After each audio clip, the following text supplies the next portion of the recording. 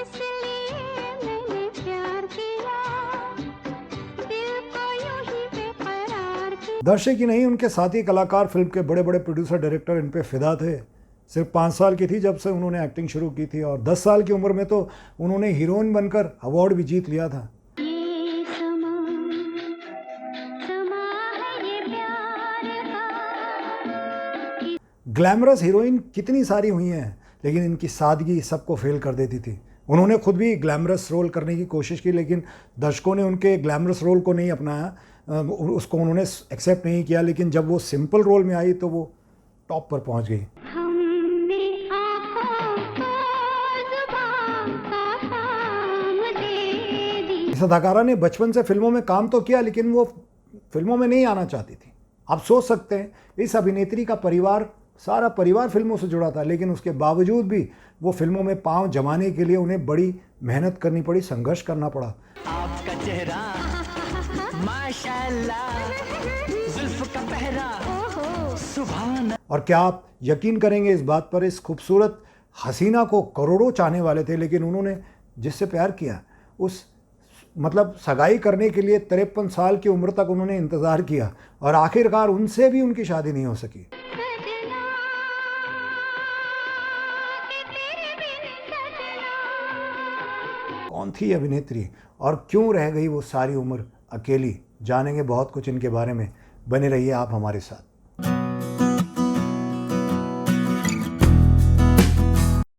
जान चमन शोला बदन पहलू में आ जा। नमस्कार दोस्तों, आप देख रहे हैं मेरा चैनल OSM बॉलीवुड और मैं हूं आपका होस्ट, आपका दोस्त अफजल खान।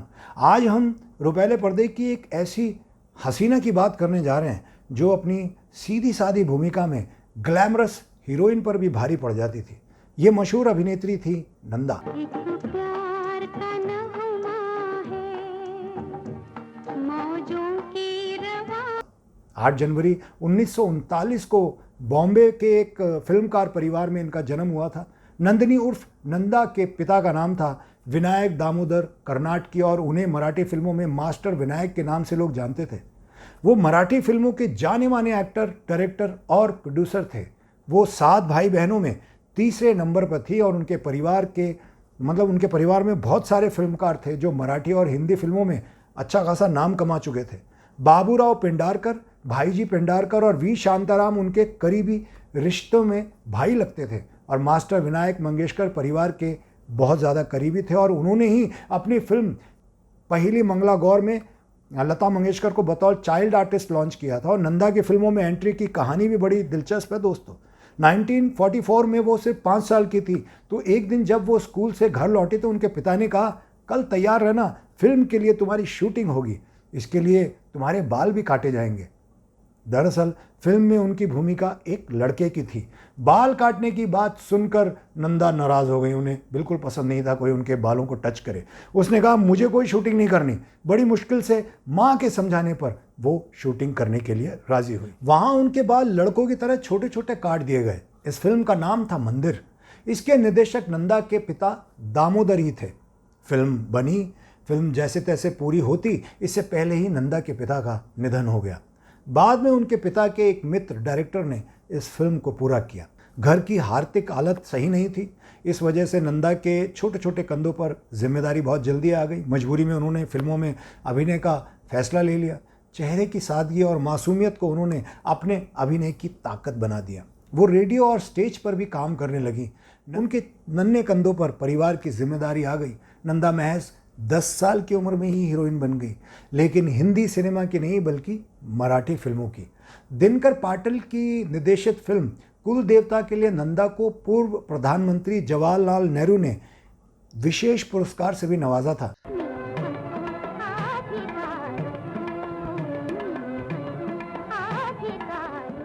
नंदा के कुल 8 गुजराती फिल्मों में काम किया है। हिंदी फिल्मों में उन्होंने बतौर हीरोइन 1956 में अपने चाचा वी शांताराम की फिल्म तूफान और दिया में काम किया था। कहते हैं वी शांताराम ने उन्हें एक पारिवारिक समारोह में साड़ी पहने हुए देखा था और उसी वक्त उन्हें अपनी फिल्म में उन्होंने 1959 में नंदा छोटी बहन में राजेंद्र कुमार की छोटी बहन जी अंधी बहन का किरदार निभाया था। कंगन है मेरा क्यों है? ये खिड़की किसने बंद कर दी? खिड़की खोलो। नहीं अमीना, और उनका अभिनय दर्शकों को इतना पसंद आया कि उस दौरान लोगों ने सैकड़ों राखियां भेजी। देखो ये नाता निभाना भैया मेरे। इसी साल राजेंद्र कुमार के साथ उनकी फिल्म धूल का फूल भी सुपरहिट रही। धड़कने लगे दिल के तारों की दुनिया। जो तुम इस फिल्म ने नंदा को बुलंदियों पर पहुंचा दिया। बहन के रोल करते करते नंदा थक चुकी थी, ये रोल उनका पीछा नहीं छोड़ रहे थे। नंदा एक बार फिर 1960 की फिल्म काला बाजार में दोबारा से देवानंद की बहन बनी। तेरे चरणों की धूल मिल जाए तो मैं तर जाऊं। इस फिल्म के पीछे एक बड़ा ही दिलचस्प किस्सा है। जब देवानंद साहब ने काला बाजार में बहन की भूमिका निभाने के लिए उनसे संपर्क किया तो उन्होंने ये कहते हुए मना किया कि पर्दे पर बहन बन जाने के बाद मैं इतने हैंडसम हीरो की हीरोइन कभी नहीं बन पाऊंगी भाई, ये तो बहुत गलत होना है मेरे साथ। लेकिन देव साहब ने उन्हें आश्वासन दिया कि वो अपनी अगली फिल्म में उन्हें अपने ऑपोजिट लेंगे और बतौर हीरोइन लेंगे, और देव साहब ने अपना वादा निभाया। अगले साल यानी 1961 में फिल्म हम दोनों में नंदा ने उनकी आदर्श पत्नी की भूमिका निभाई। अपना घर छोड़ के जा रही हो अमीता? अपना घर छोड़ के आई थी, वापस जा रही हूँ। मुझे समझाने का मौका नहीं दो। जब समझाने की जरूरत थी तो आई नहीं, और जब मैं खुद समझ गई हूँ तो समझाने। उन्होंने कभी नए कलाकारों के साथ अभिनय करने में संकोच नहीं किया। जगदीप के साथ फिल्म भाभी में, महमूद के साथ फिल्म कैदी नंबर 911 में और मनोज कुमार के साथ फिल्म बेदाग में, धर्मेंद्र के साथ मेरा कसूर क्या है में, जितेंद्र के साथ फिल्म परिवार और संजीव कुमार के साथ फिल्म पति पत्नी में उन्होंने बेझिझक होकर काम किया है। मुझे धोखा दिया गया था। धोखा? किसने दिया था? शशि ने। उसने मेरी मिन्नतें की, हाथ पांव जोड़े कि वो आपकी बीवी है और निर्मला उसका हक छीन रही है। मैंने शशि पर रहम खाकर। उन्होंने राज कपूर साहब के साथ फिल्म आशिक में बेहद सशक्त अभिनय किया। इस फिल्म में वो राज कपूर की पत्नी बनी है। तू कौन मैं कौन हूँ, ख्वाबों में मिले अक्सर। नंदा ने सबसे ज़्यादा 8 फिल्में शशि कपूर के साथ की। उन्होंने उनके साथ 1961 में चार दीवारी और 1962 में मेहंदी लगी मेरे हाथ जैसी फिल्मों में काम किया। लेकिन शशि कपूर के साथ सुपरहिट फिल्म रही 1965 में आई जब जब फूल खिले। यहाँ मैं अजनबी हूँ, मैं जो हूँ बस वो। उन्होंने शशि कपूर का करियर जब डूब रहा था उनको पूरा सहारा दिया और उन्होंने बहुत सारी फिल्में दिलवाई हैं शशि कपूर को। फिर साल 1965 में तीन देवियां और गुमनाम उनकी सुपरहिट फिल्में रही हैं। गुमनाम है कोई, बदनाम है कोई। अगले साल यानी साल 1966 में उनकी फिल्में पति पत्नी और नींद हमारे ख्वाब तुम्हारे ने बॉक्स ऑफिस पर अच्छा खासा प्रदर्शन किया। हमको देख रही? ये आप क्या कह रहे हैं? हाँ, जाओ। जब तक तुम्हारी बारी ना आए तुम चुप रहो। अमर, लगता है तुम्हें किसी ने बहका दिया। हाँ, मुझे बहका दिया है। इसकी बेवफाई ने और तेरी कमीनेपन ने। फिर साल 1967 में परिवार और साल 1968 में अभिलाषा, जुआरी आदि फिल्मों में उन्होंने लोकप्रियता की नई नई ऊंचाइयां हासिल की। इसलिए तो कहा था ना कि मुझसे शादी कर लो। कम से कम मैं तो पूछ के आता हूँ ख्वाबों में। किसकी ख्वाबों में? मेरे नहीं तो है, नाम नाम भी है। देखने में कैसी है? ऐसे ही। मुझ जैसी? नहीं, तुमसे मिलती उसके बाद साल 1969 में उनकी 5 फिल्में आई। ये फिल्म थी बेटी, राजा साहब, इत्तेफाक, बड़ी दीदी और धरती कहे पुकार के।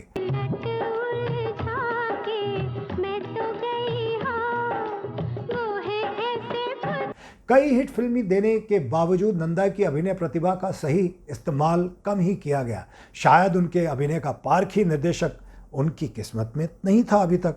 नाजुक, छुई मुई और प्यारी सी लड़की की छवि को तोड़ने के लिए नंदा छटपटा रही थी। उसके बाद उन्होंने राजेश खन्ना के साथ इत्तेफाक में नेगेटिव रोल निभाया और क्या एक्टिंग की उन्होंने। आपने अपने पति को आखिरी बार कब देखा? पिछले हफ्ते जब वो कलकत्ते जा रहे थे। उसके बाद आपने उन्हें कभी नहीं देखा? नहीं। आप यकीन के साथ कह सकती हैं? इसके बाद वो बांध टूट गया। कहते हैं इस रोल के लिए साधना और माला सिन्हा ने इनकार कर दिया था, लेकिन नंदा ने चैलेंज स्वीकार किया और दिखाया कि एक्टिंग किसे कहते हैं। ख़ास बात ये थी कि उन दिनों उनकी फिल्म द ट्रेन में नंदा राजेश खन्ना के साथ एक सीधी सादी आदर्श नारी की भूमिका कर रही थी। जब बी.आर. चोपड़ा ने इस बारे में चर्चा की तो नंदा ने मुस्कुराते हुए कहा, आप फिक्र मत करो, मैंने पहले ही शॉट में अपनी अलग पहचान बना ली है। फिल्म खासी लोकप्रिय रही। बताते हैं कि इसके 2 साल बाद राजेश खन्ना की नंदा के साथ एक और फिल्म जोरू का गुलाम रिलीज हुई। तब तक राजेश खन्ना सुपरस्टार बन चुके थे।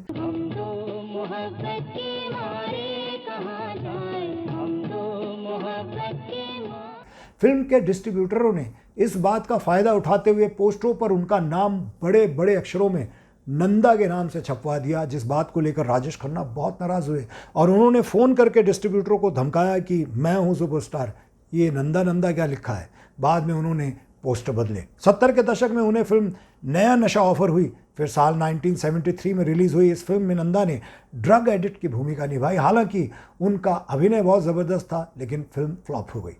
उन्हें समझ आ गया कि उनके सहज और स्वाभाविक अभिनय को ग्लैमर का रंग देने की कोशिश में उनकी अपनी पहचान ख़त्म हो रही है, उन्हें ऐसा नहीं करना चाहिए। इसके बाद नंदा ने उसी साल रिलीज़ छलिया, फिर साल 1974 में आई फिल्म असलियत और जुर्म और सज़ा, 1977 में आई फिल्म प्रायश्चित जैसी फिल्में की, जिसमें उनका रोल सरल और घरेलू हीरोइन का था। क्षमा चाहे न चाहे परवाने चले ही आते हैं। आप मुझे गलत समझ रहे हैं। इन फिल्मों के लिए उन्हें प्रशंसा भी मिली, लेकिन धीरे धीरे नंदा का समय ख़त्म हो रहा था दोस्तों। इसका एहसास उन्हें भी हो रहा था, इसलिए उन्होंने बेहद शालीनता से, शांति से खुद को रुपहले पर्दे की चकाचौंध से थोड़ा अलग कर लिया। 1980 के दशक में वो फिर एक बार रुपहले पर्दे पर लौट कर आई, लेकिन कैरेक्टर रोल में।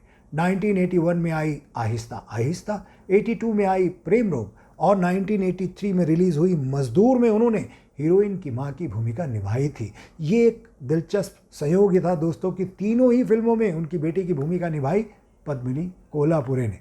मैं तेरी माँ हूँ। सच तो ये है, तू उसे प्यार करती है, इसे तू भी जानती है, लेकिन मानती नहीं। परिवार में मौजूद भाई बहनों की जिम्मेदारियां उठाने में उन्हें अपने बारे में वो जिम्मेदारियां उठाती रही और अपने बारे में सोचने का मौका ही नहीं मिला। उन्हें कई अभिनेताओं और निर्देशकों से शादी के प्रस्ताव मिले थे, लेकिन वो शादी के लिए तैयार ही नहीं हुई। कहते हैं कि फिल्म जब जब फूल खिले की शूटिंग के दौरान उन्हें एक बेहद हैंडसम मराठी फौजी अधिकारी ने देखा था और वो उन पर इस कदर फिदा हो गया कि वो अधिकारी शादी का प्रस्ताव लेकर नंदा के घर वालों तक जा पहुंचा, लेकिन ये अभिनेत्री इस रिश्ते के लिए कभी तैयार ही नहीं थी। डायरेक्टर मनमोहन देसाई उन्हें बहुत ज़्यादा पसंद करते थे, लेकिन बेहद शर्मीली नंदा ने उन्हें कभी अपने प्यार का इजहार करने का मौका ही नहीं दिया, ना ही खुद इजहार किया। कहते हैं मनमोहन देसाई ने साल 1969 में जीवन प्रभा गांधी नाम की युवती से के रिश्ते को महज इसलिए स्वीकार किया था क्योंकि उनकी शक्ल नंदा से बहुत मिलती थी। नंदा को सब पता था, लेकिन उन्होंने कभी उनकी घरेलू ज़िंदगी में दखलंदाजी नहीं दी। मनमोहन की शादी के बाद नंदा भावनात्मक तौर पर अंधेरे में खो गई। मनमोहन भी अपनी शादीशुदा ज़िंदगी में व्यस्त हो गए, लेकिन कुछ समय बीता और उसके बाद 1979 में उनकी पत्नी का निधन हो गया। इसके बाद नंदा की करीबी दोस्त वहीदा रहमान ने दोनों के बीच पुल का काम किया और उन्हें आपस में मिलवाया। वहीदा रहमान के ही जोर देने पर साल 1992 में 53 साल की नंदा ने 55 साल के मनमोहन देसाई से शादी के लिए पहले सगाई कर ली।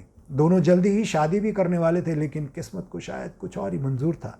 सगाई के कुछ ही दिनों बाद नंदा की मां गंभीर रूप से बीमार पड़ गई और नंदा कुछ महीनों के लिए इस शादी को टालकर अपनी मां की सेवा में लग गई।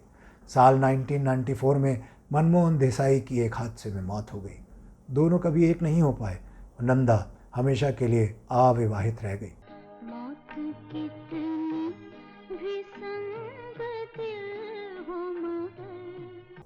कहा जाता है कि नंदा जब भी बाहर जाती थी तो सफ़ेद साड़ी पहनती थी, क्योंकि वो मन ही मन मनमोहन देसाई को अपना पति मान चुकी थी। उनके निधन के बाद से नंदा अकेली हो गई थी। उन्होंने कभी किसी से ज़्यादा बात भी नहीं की, बात करनी बंद कर दी, वो किसी से मिलती भी नहीं थी। उनकी ख़ास दोस्तों में माला सिन्हा और वहीदा रहमानी थी। 75 साल की उम्र में 25 मार्च 2014 को नंदा का निधन हो गया। दोस्तों उम्मीद है नंदा पर ये कहानी आपको पसंद आई होगी। और भी कुछ कहानी और किस्से के साथ हम फिर आएंगे आपके पास। देखते रहिए हमारा चैनल OSM बॉलीवुड।